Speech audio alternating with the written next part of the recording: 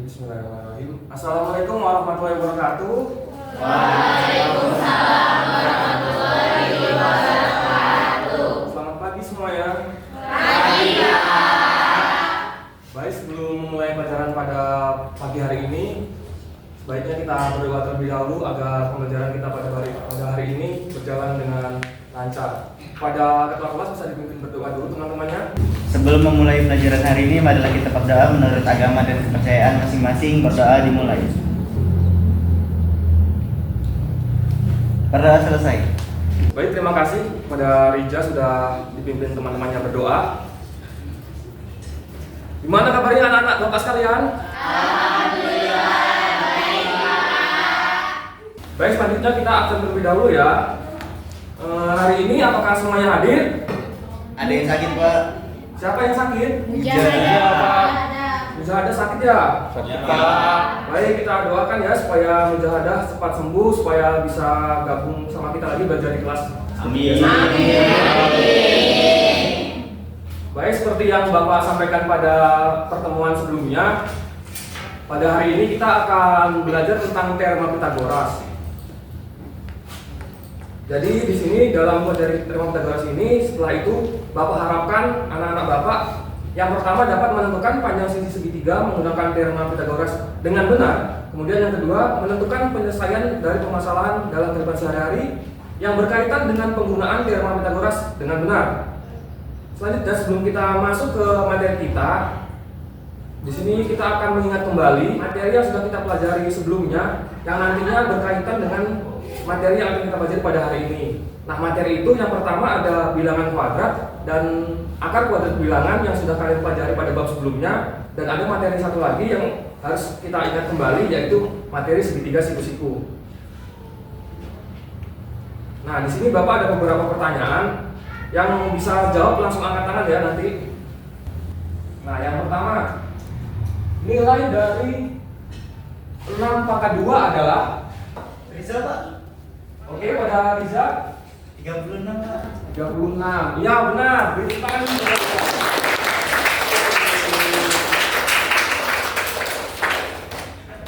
Nah, selanjutnya ada pertanyaan kedua nih. Nilai dari akar 144 adalah oke, Randa? 12. Ya, benar. Jawabannya adalah 12. Nah, selanjutnya perhatikan ya slide di depan. Nah, di sini di slide ada tampilan, ada bentuk A kuadrat tambah B kuadrat. Nah, di sini A kuadrat tambah B kuadrat ini dia itu biasa disebut dengan jumlah kuadrat atau kuadrat jumlah. Jumlah kuadrat. Jumlah kuadrat. Iya, benar. Jadi A kuadrat tambah B kuadrat ini kita biasa sebut dengan jumlah kuadrat. Nah, jadi jika bentuk itu adalah jumlah kuadrat, nah yang namanya kuadrat jumlah itu yang mana? Nah, perhatikan saja. Nah, di sini yang disebut dengan kuadrat jumlah adalah yang bawah. Jadi di sini kalian bisa membedakan mana yang jumlah kuadrat dan mana yang kuadrat jumlah. Nah, selanjutnya nih ada bentuk yang lain lagi, yaitu A kuadrat dikurang B kuadrat. Dia mirip seperti yang jumlah kuadrat. Kita menyebutnya dengan apa? Selisih kuadrat. Ya, benar. Kita menyebut dengan sisi kuadrat. Nah, nanti materi ini akan sangat berguna buat kalian mempelajari materi kita, yaitu teorema Pythagoras. Materi selanjutnya yang harus kita ingat kembali untuk materi kita pada hari ini yaitu tentang segitiga siku-siku. Nah, di sini sudah terlihat dengan jelas ini adalah gambar segitiga Siku-siku. ya, benar, segitiga siku-siku ya. Jadi segitiga siku-siku ini untuk lebih lengkapnya ini adalah segitiga ABC di mana siku-sikunya ada di B. Nah, di sini adalah gambar segitiga siku-siku yang siku-sikunya di B. Kemudian kalian perhatikan gambar yang ada di slide ya. Nah, di sini terlihat nih, ini nama jembatannya nama apa namanya? Jembatan Mahakam. Nah, benar, ini adalah jembatan Mahakam yang ada di Samarinda. Kemudian kalian ada yang familiar nggak sih? Ada bentuk apa atau konsep apa yang kalian lihat dari gambar ini? Masih belum terlihat nih? Belum. Belum ya? Nah, coba perhatikan gambar yang selanjutnya. Nah, apakah sudah terlihat pada gambar ini? Belum jelas Pak. Belum jelas? Belum. Oke. lagi nih, mungkin sudah sangat jelas. Nah, perhatikan pada gambar ini. Apakah ada konsep yang kalian lihat pada konstruksi sebuah jembatan ini? Ada. Apa itu yang kalian lihat? Segitiga. Di mana segitiganya? Di sini nanti. Perhatikan ya.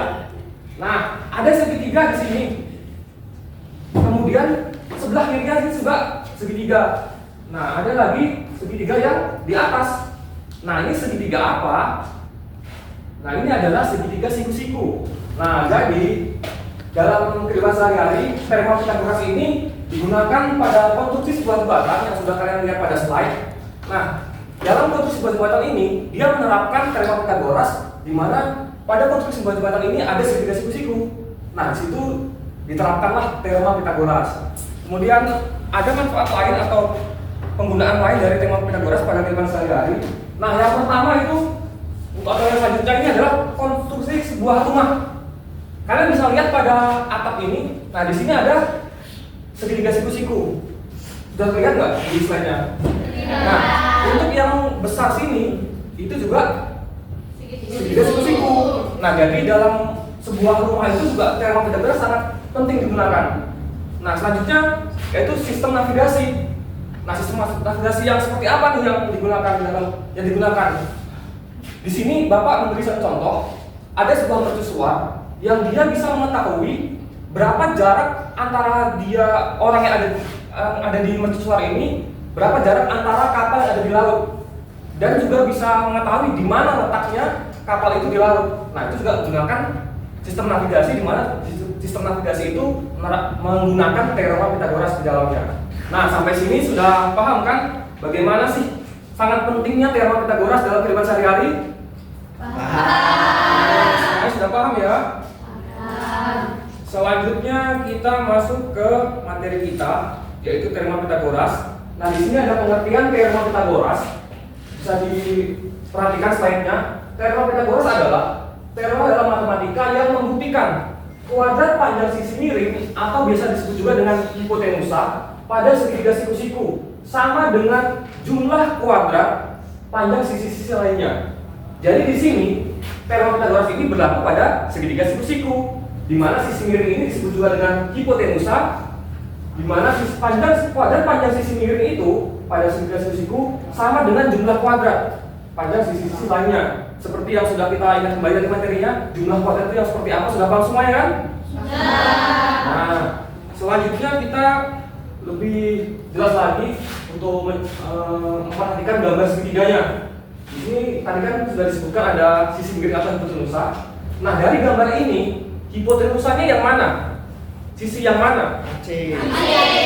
AC ya? Ya benar. Jadi sisi AC dalam segitiga siku-siku ini itu disebut dengan hipotenusa atau sisi miring. Nah, untuk sisi-sisi lainnya disebut dengan apa? Ada yang tahu? Ada belum ada yang tahu nih? Nah, kalau belum tahu mungkin bisa Bapak kasih tahu aja ya, supaya semuanya perhatikan ya, supaya kita tahu apa sisi-sisi yang lain pada sisi-siku. Nah, sisi AB dan sisi BC ini kita biasanya sebut dengan sisi siku-siku. Nah, di mana tadi kan AC-nya hipotenusa dan sisi yang lainnya itu sisi siku-siku. Gimana sampai slide ini semuanya sudah paham? Paham ya? Mana hipotenusa, mana sisi siku-siku, dan hipotenusa itu apa? Sudah kan? Sudah. Nah, selanjutnya perhatikan slide yang ada di depan ya. Di sini Bapak akan menayangkan sebuah video di mana nanti di dalamnya itu ada suatu permasalahan. Bapak harap semuanya perhatikan dengan baik ya. Iya, Pak. Anak-anak, kita akan mempelajari teorema Pythagoras ya.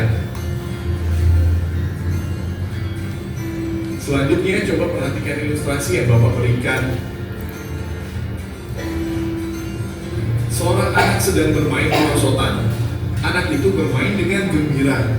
Dari ilustrasi di atas kalian penasaran gak sih berapa panjang perosotan yang anak itu mainkan? Jika perosotan itu memiliki tinggi 3 meter dan jarak antara Anda dengan ujung perosotan 4 meter, berapa yang panjang perosotannya?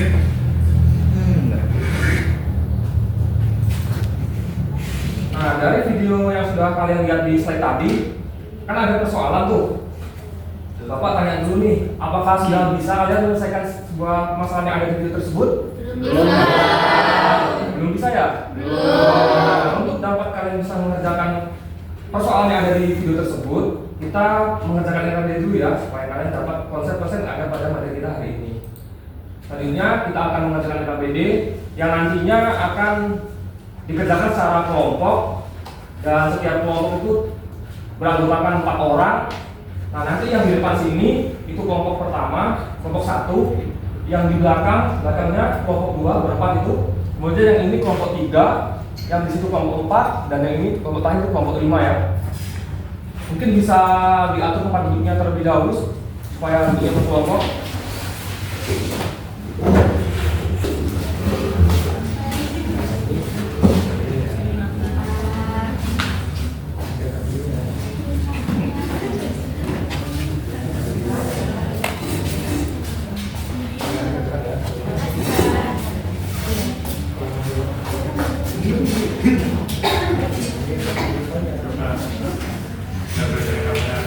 Oke, dikerjakan ya. Misalkan masih ada yang perlu ditanyakan atau belum ngerti yang ada di RKPD, bisa tanya ke Bapak. Aceh belum tahu, ikuti langkah Betul.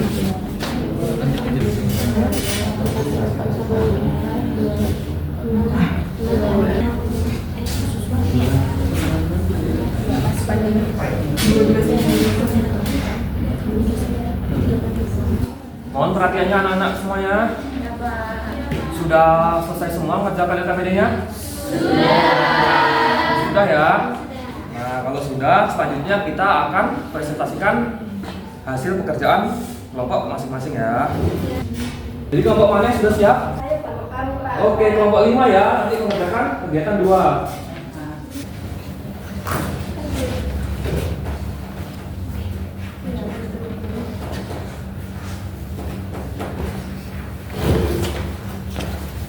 Jadi pada kegiatan 2 di situ ada gambar mercusuar kapal A sama kapal B.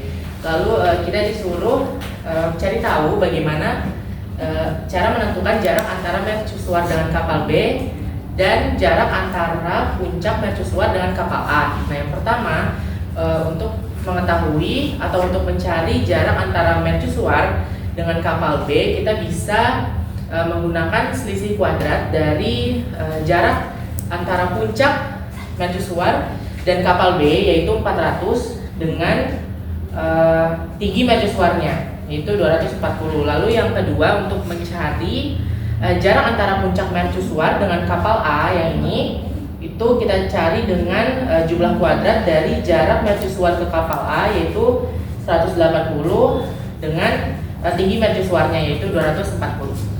Nah, sudah benar ya bagaimana cara kita mengerjakan dari suatu permasalahan yang ada di RKPD ini. Nah, untuk bagaimana cara menyelesaikannya, nanti kalian perhatikan ada pekerjaan dari teman-temannya lagi ya, dari kelompok 5 di depan.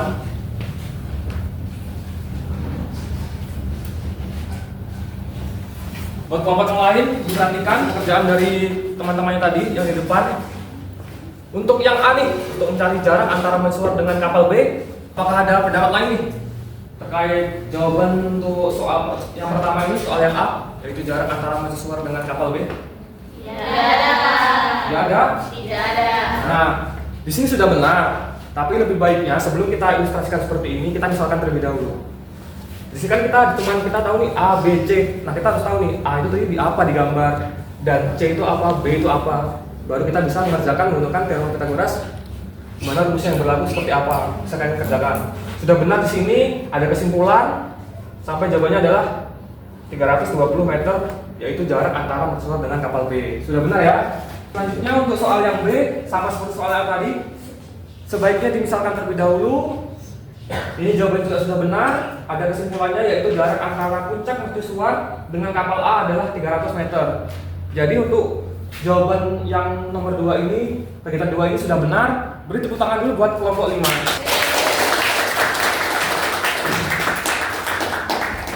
Nah, sudah selesai presentasi dan jawabannya sudah benar semua. Mungkin ada sedikit yang harus bagus lagi terkait presentasinya. Kita selanjutnya akan menjawab pertanyaan yang ada pada video tadi. Masih ingat nggak apa pertanyaan yang ada di video tadi? Masih? Nah, kalau ada yang lupa, perhatikan slide di depan. Tadi seperti ini kan?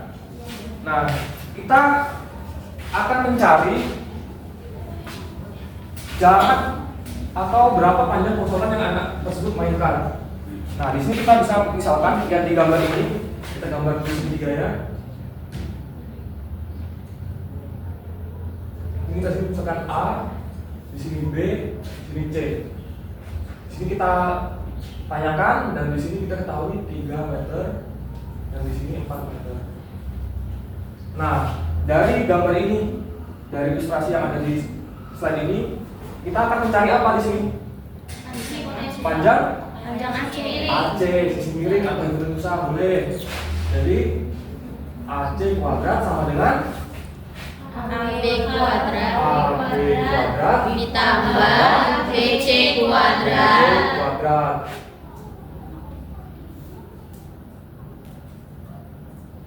Berarti AC kuadrat, AB kuadratnya berapa jadinya? 3 kuadrat Kuadrat ditambah 4 kuadrat. Kemudian 3 kuadrat ini berapa? 9 9 ditambah 4 kuadrat 16. Terus 9 tambah 16 25. 25. Nah, ini AC-nya kan masih kuadrat nih. Kita akan mencari AC saja. Jadi 25-nya diapain? Akar kuadrat kan? Di akar kuadrat dari 25. Sehingga kita dapatkan berapa akar kuadrat dari 25? 5. Nah, jadi panjang prosotan yang anak tersebut itu mainkan, panjangnya adalah 5 meter. 5 meter.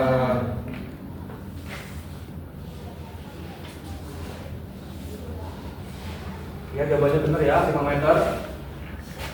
Jadi bagaimana? Sebenarnya memudahkan untuk mengerjakan soal yang ada di slide tadi? Mudah ya.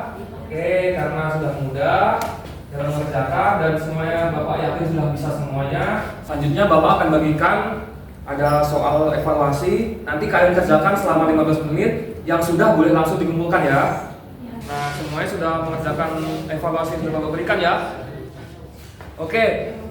Bagaimana nih perasaannya anak-anak Bapak setelah belajar pada hari ini? Senang semuanya? Alhamdulillah kalau senang. Baik, apakah sudah paham terkait materi kita yang sudah kita pelajari pada hari ini?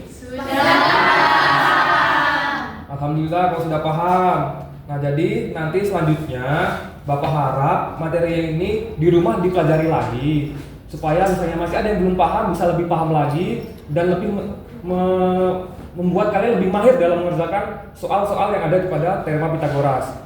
Baik, terakhir kita akan menyimpulkan materi kita pada hari ini. Ada yang bisa bantu Bapak buat simpulin materi kita pada hari ini?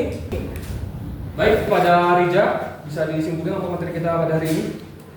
Baik, jadi setelah kita belajar tadi, yang dapat saya simpulkan adalah teorema Pitagoras adalah teorema yang membuktikan kuadrat panjang sisi miring pada segitiga siku-siku sama dengan jumlah kuadrat panjang sisi-sisi lainnya. Kemudian kita juga telah mengetahui bahwa teorema Pitagoras ini berguna dalam kehidupan sehari-hari. Contohnya konstruksi jembatan, rumah, sistem navigasi dan lain sebagainya. Baik, benar ya yang disimpulkan oleh temannya. Beri tepuk tangan dulu. Baik, sudah benar ya yang disimpulkan oleh Riza tadi, di mana teorema Pitagoras ini adalah teorema dalam matematika yang membuktikan kuadrat panjang sisi miringnya atau hipotenusa sama dengan jumlah kuadrat panjang sisi-sisi lainnya. Di mana teorema Pitagoras ini berguna dalam kehidupan sehari-hari, baik dalam konstruksi sebuah bangunan, entah itu jembatan atau rumah. Ada juga sistem navigasi. Sebelum kita mengakhiri pembelajaran kita pada hari ini, kita berdoa terlebih dahulu ya pada ketua kelas. Ayo Riza dipimpin teman-temannya berdoa. Sebelum mengakhiri pelajaran hari ini, marilah kita berdoa menurut agama dan kepercayaan masing-masing. Berdoa dimulai.